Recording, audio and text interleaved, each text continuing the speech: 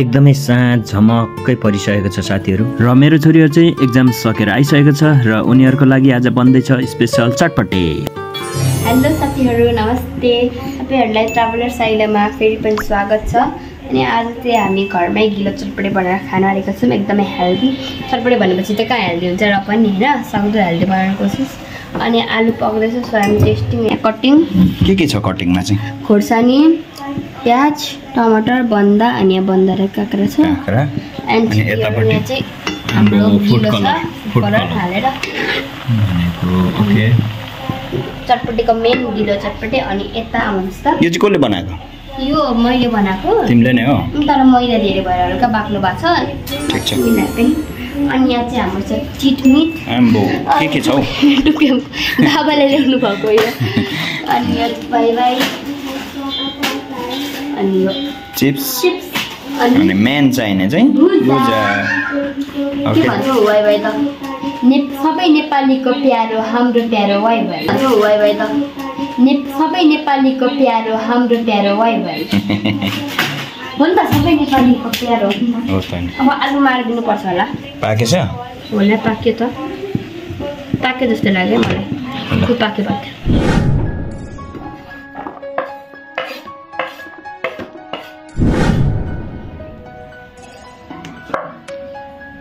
यत्रो पिस हुन्छ? अझै मसिनो पार न। अभि आलु त मसिनो गर्नुपर्छ, अझै मसिनो।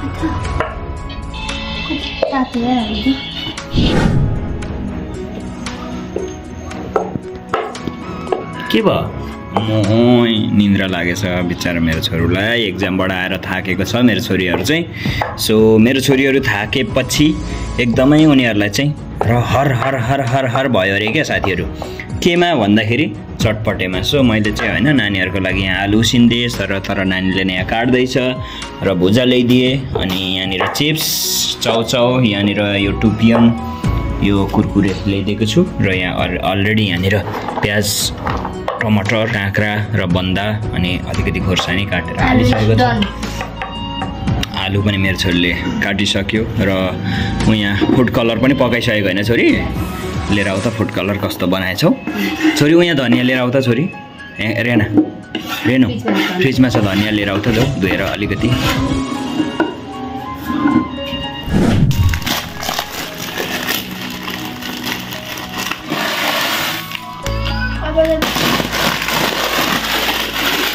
चटपटे लभर चटपटे भनेको आम्मा क्या खुसी भएर आफै बनाउनु थालेको यस्तो छ छोरीहरू। ओके धनियाँ पनि काटेर रेडी। सो धनियाँ पनि एड गरिदिउँ। कुरकुरे हालिसकेको छ नानीले भने। यो चिप्सलाई पनि बङ्गै फुटाएर बङ्गै हालिदिउँ।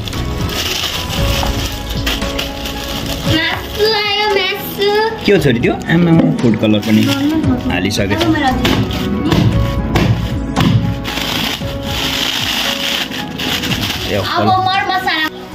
अलि पुऱ्याउनु सबै हाल्यो। भुजा पनि हाल्यो। आमामा टन्नै हो त यार है। ऊ ल्याऊ छोरी तेल, बिरेनुन बिरेनुन स्वाद अनुसार। अब चाहिँ हामीले हाल्नुपर्छ नुन अनुसार स्वाद। नुन अनुसार स्वाद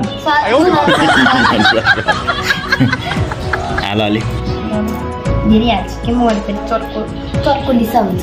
ल हुन्छ तेल हाल छोरी। कस्तो निष्ठुरी पाराले हालेको यार। अब चाहिँ हाल्नु। ऊ ल्याउ त अजिना। अजिना छैन? छैन? हाल न छिटो त्यो। सेतो मसिनो दाना ल्याउ त छोरी। कहाँ छ खोजेर?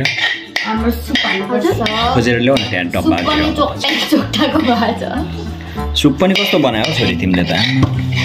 चोक्टै चोक्टामा छ त हौ है। कस्तो भयो भने म पेटमा चाहिँ पस्नु पर्यो क्या। सानो डब्बामा होला छोरी, उतापट्टि हेर त, उता छेउ। पुण्य पनि ल्याउनु ल।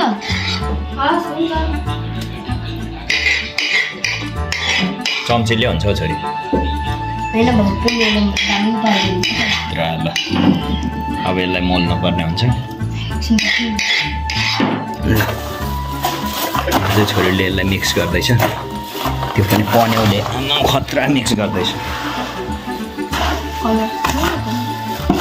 कलरै आउँदैन त हातले मल न यसरी